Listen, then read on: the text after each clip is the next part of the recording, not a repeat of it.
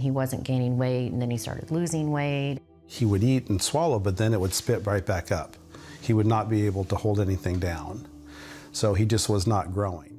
Mike and Leanne Gunderson were desperate for solutions. Their newborn baby Christopher was born with chronic pseudo-obstruction syndrome. It's a rare condition that paralyzed his stomach and parts of his intestines. He was unable to digest any nutrients or even take water. I'd pray every night and not know what the end game was. You know, not knowing if he was going to die or if he was going to make it or what that looked like. We just had to enjoy the time that we had with him because we didn't know how long that was going to be. There was no way to fix it. The only thing they could do was make him grow. So the issue was not how are we going to cure it. The issue was how are we going to keep him alive? How are we going to get nutrition into his body to keep him alive and help him grow? Baby Christopher went through several major surgeries before doctors came up with a permanent solution. They connected a feeding tube directly into his intestines, bypassing his stomach. They put a second port into his stomach to pump out bile and saliva. It was a really tough time, but I always heard this little voice just when I'd get really upset, just whisper in my ear, you know, don't worry, it'll all work out in the end. The surgery allowed him to lead a normal, active life, but he grew up unable to eat or drink without painful stomach aches and vomiting. I could do everything that anybody else could do, but just differently. I tried food and I just couldn't swallow it. It was, I did chew and spit, or I just drained it out of my top tube at the end of the day. We just figured it out because we wanted him to live a normal life. We didn't want him to be, you know, oh, I have these feeding tubes, I can't do this and that. We wanted him to be able to just figure out, you know, yep, I have these feeding tubes and it's good because if I didn't, I wouldn't be alive, and I'm just gonna praise God for that, and I'm going to figure out ways around to do other things. He wore a backpack that pumped formula into his feeding tube during the day. An IV pole fed him at night.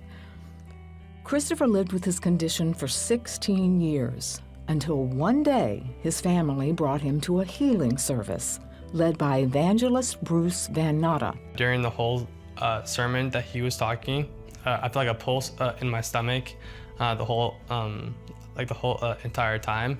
After the service, Bruce gathered Christopher and his family together and prayed for a miracle healing. I think I had my hand on Christopher's shoulder, but it just felt like his whole body was just, you know, shaking.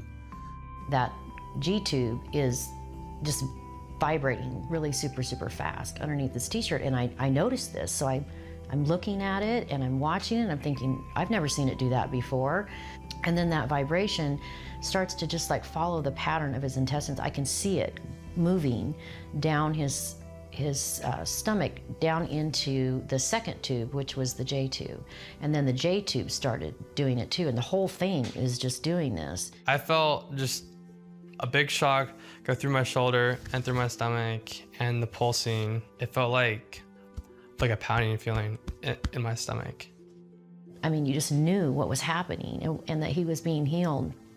And even when we all got out to the parking lot, we're standing there and it's like, what just happened? I mean, it was just one of those moments. It was one moment in time that changes everything.